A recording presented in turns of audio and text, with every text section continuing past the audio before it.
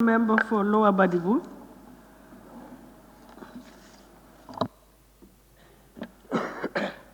Thank you very much, Honorable Speaker, for the floor. Honorable Speaker, first and foremost, I would like to refer this August Assembly to the Constitution of the 1997, Section 152, where it says, annual estimates and appropriation bill. The President shall cause the minister responsible for finance to prepare and lay before the National Assembly at least 30 days before the end of the financial year estimate of the revenue and expenditure of the Gambia for the following fiscal year. The estimate shall include any estimates which under this Constitution are to be submitted directly to the President by the Chief Justice or any other authority for presentation by the President to the National Assembly. Under that subsection 4, it further says, in addition to presenting the estimates for the following fiscal year, the President may cause to be prepare and present to the National Assembly physical and monetary programs and plans for economic and social development covering periods exceeding 1 year, an estimate of revenue and expenditure in respect of such programs and plans. Honorable Speaker, having said this, the Constitution has reminded us about our economic plans as a country, and going through this document, we will know exactly that whether we as a country, are we independent by words or by papers, or we are independent as what we know as independent. Honorable Speaker, analyzing this budget itself informed us that we knew that budget is in three folds. You neither have a surplus budget, balanced or deficit budget. But the Honorable Minister will be in agreement with me that this is a deficit budget by comparing the revenue sources of the state and the expenditure that we want. And therefore, being a deficit budget, an excess of expenditure or liabilities over income. Honorable Speaker, in all fairness, I think whether it could be in the aspect of the Ministry of Finance or at the PMO level when it comes to the issue of allowances. Already we knew that we have a deficit budget, but considering the nature of the allowances in this budget is too much. We knew that without budget support from our donor partners, we cannot even present a budget here. That's why I say, are we independent? So, but looking at the budget, you will know that the junk part of the budget is all about allowances. And allowances should come with responsibilities. And if you look at some of the ministerial lines, I will start with, I will come to that, but let me also start, apart from the revenue sources of tax, because we are a tax-based country, but the non-tax revenue, we have almost how many institutions here, or corporate agencies, that can pay revenue to the state in a non-tax form? But are these institutions doing what is expected of them? Can this institution contribute to the economy of this country? It's a question mark. Honorable Speaker, having said that, when we go to page 35, Appendix 27, the social benefits, contribution to injuries and compensation, we have seen that in the budget that the contribution in 2019, it was 30 million, and now reduced to 15 million. If you go further, on page 18, the issue of health, many people has highlighted that here. We as a nation, we sign protocols in international organizations, like for example, the Abuja Declaration, the 15% of our national budget to go into health. Are we committed to this?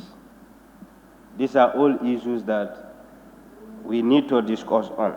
I don't know whether it is in the aspect of the health, Ministry of Health or the Ministry of Finance, but we would like to inform the minister responsible for finance that this is a decision taken by the country as a whole. I know that you as a ministry, you normally, ministries do normally come with their budget and you have your ceilings, depending on the nature of our economy. But we want to re-echo this, that we want priority to be given to health, because we sign protocols that we're going to respect those protocols as a nation.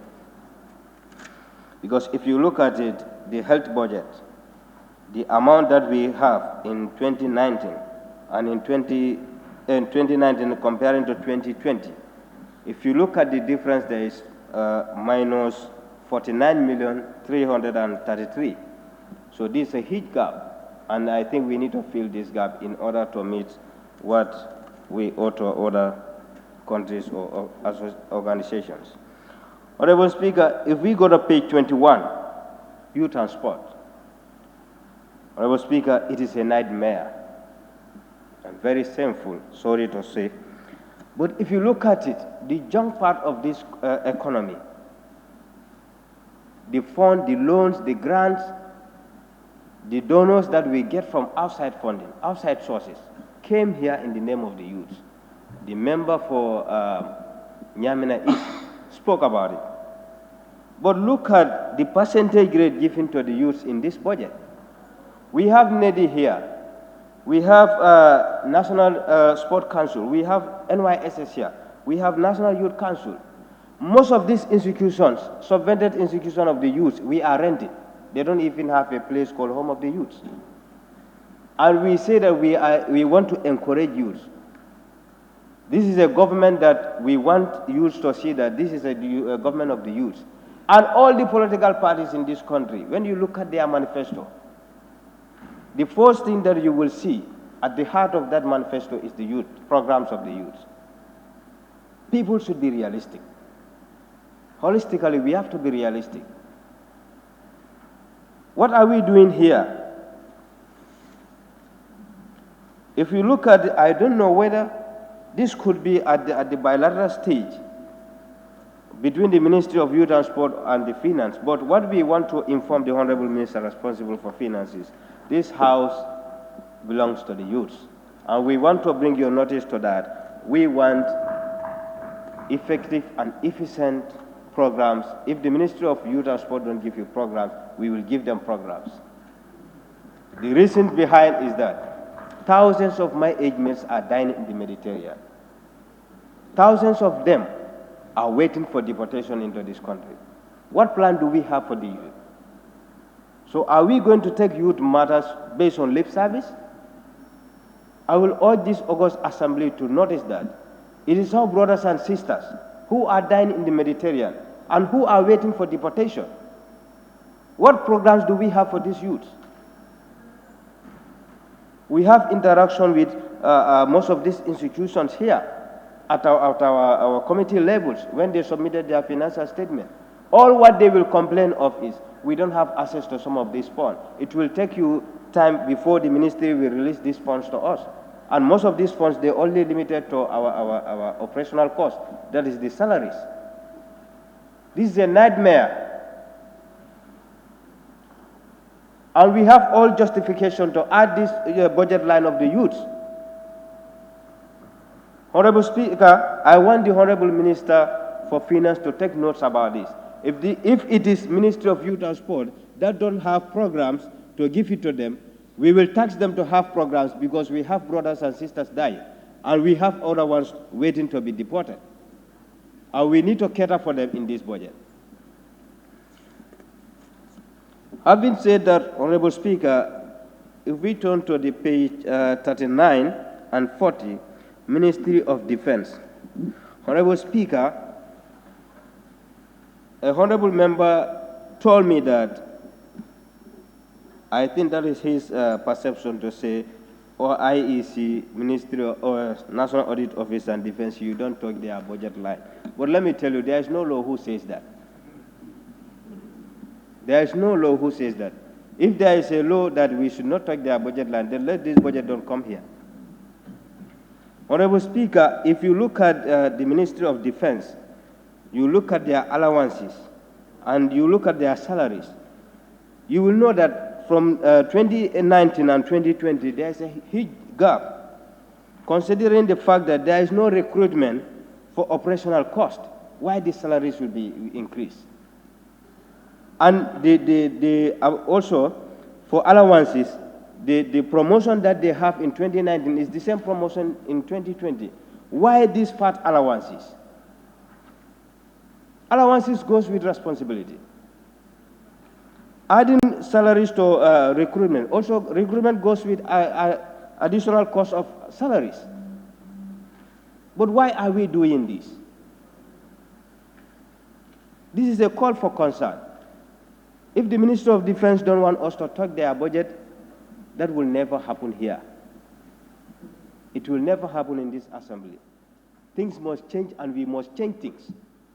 We cannot be continuing like this as a nation. Honorable Speaker, I have been saying that if you go to OP, Office of the President, page 18, we have observed that there is the annual presidential tour. The budget line there for 2020 is nil. I know in most cases, the economists or the accountants, the Minister of Finance is here. What if they want to do certain tricks, what they will tell you is embedded at the operational cost, at the main cost. But what we want to know, the specific amount that is allocated for annual presidential tour, that's what we want to know, the specific amount. Because the budget line there is nil. We want to know how much is allocated for that. We don't want you to embed it into the main cost. We want to know. Honorable Speaker, if you look at this again, Office of the OP, look at the amount that they have in 2019, compare it to 2020. It is almost triple. We are not here to please nobody. We are here for Gambia. Gambia is what is important to us. And let me tell you, we're going to cut this where we want it, and we're going to cut it according to their operation, because we don't have the money. Without donor support and other stuff, where are we going to present this budget? Our expenditure is far more than the revenue sources that we have. Apart from taxation, even the non-tax revenue, the institutions that should even support this government or this country, how many of them do normally pay the dividend to the government? It's a concern. Most of them are running through losses. So how can we just try to please people? That game has over. We are not here to please anybody. We are here for the Gambia, and we're going to make sure that the purpose of this budget to be laid here is achieved.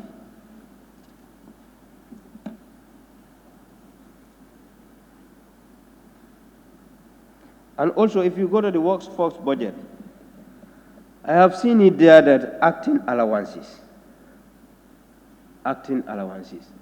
This reminds me of the famous centralized services and contingents fund. This is where people normally do window dressing in accounting. But we would like to know, we don't want any acting thing. We want to know the realistic. We are not an antagonist to anybody or any office, but what we want is things to be realistic. Honorable Speaker, we want the minister to make this thing clear to us, acting allowances, and also these professional allowances. People were given jobs based on professionalism. Why these professional allowances? There are teachers here. There are doctors working at other different fields, which is not even their profession, the line that they study.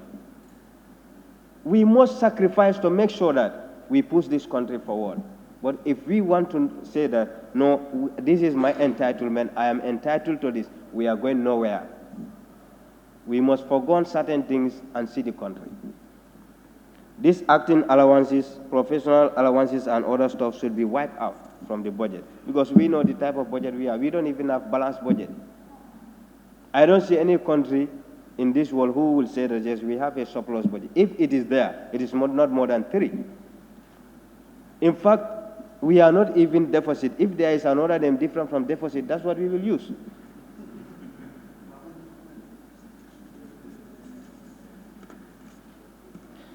Honorable Speaker, having said that, the issue of the foreign affairs, embassies, I think it is high time now for us to do the downsizing of the embassies.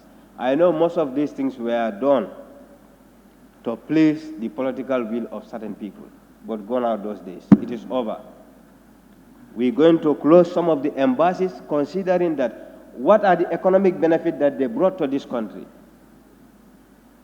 And also, what are the political gain that we do got from them?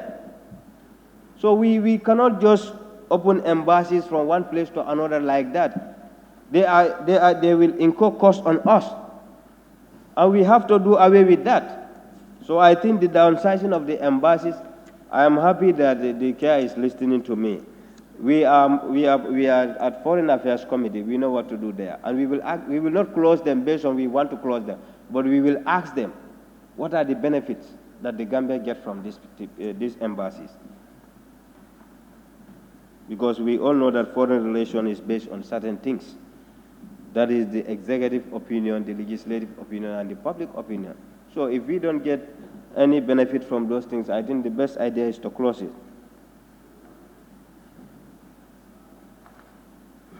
Coming to our own Office of the National Assembly, I have seen it there again, acting allowances.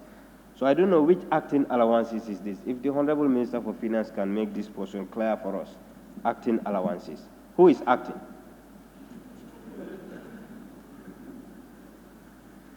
And professional allowances. Honorable Speaker, having said this, the issue of agriculture is a concern. Speakers before me have said it many a times that agriculture is the backbone. Since we were at primary school, we normally had this. But is this the reality? We want to know, is this the reality? Honorable Minister for Finance, I can inform you that my people, the people of Lower Baddibu, in 2019, this year, I went there around April, May. I received almost 6 or 7 people who informed me that their groundnut are still at the circles. They don't even have access to their money. So, and we said that we want to encourage farmers. How are we going to encourage these farmers if they don't have access to their money? And I think we should be ready to give these people a ready-made market. Not only the farmers, but even the horticultural producers, the women, our mothers, our sisters. Go to provinces and see how hardworking these women are. Go to Serekunda market and see them. Early in the morning, 4 a.m., 3:30 a.m., they are there. But what can we do for them? I am telling you, things will never be as it is. Having said that, the issue of Ministry of MOISI, Ministry of Information, Communication. Honorable Minister, you will believe me with me that, you will agree with me that when it comes to the issue of MOISI, if we want to have proper financial discipline method in this country, I think we need to digitalize our system. Before it has started here, and those who want check bags, they interrupt the whole system of IFMIS. I don't know whether is it still working or not. I think these are some of the issues that we should encourage. To do away with corruption, to do away with underground commission. If everything is digitalized, for that of IFMIS, whatever you do, the server will tell the people that this particular person has do this transaction here. But why are we not doing that? I think it is high time for us to digitalize our system. And speakers before me have said that, for example, the single treasury accounts. I think this is the best idea so far. But why would one government have 2, 3, 4, 5 accounts? For what? What is the essence? And one ministry will open 1, 2, 3, 4, 5 accounts. For what? Comparing Gambia to other nations, we are just a state. So I think it is high time now for us to do away with certain things. Honorable Minister, Ministry of Tourism and Culture, we have seen also allowances. I don't know whether ministers have different portfolio, different from minister. The issue of allowances are too much. I don't know whether these allowances, we would like you to tell us your honest opinion, came from PMO or your ministry or through bilateral. We just want to know. Because we have the power, we have the authority to cut this budget where we want to cut and where we want to adjust. So we just want to do justice to this government, this document, and by doing that, we need an information from you. Honorable Speaker, this is my intervention. Thank you very much. Thank you very much.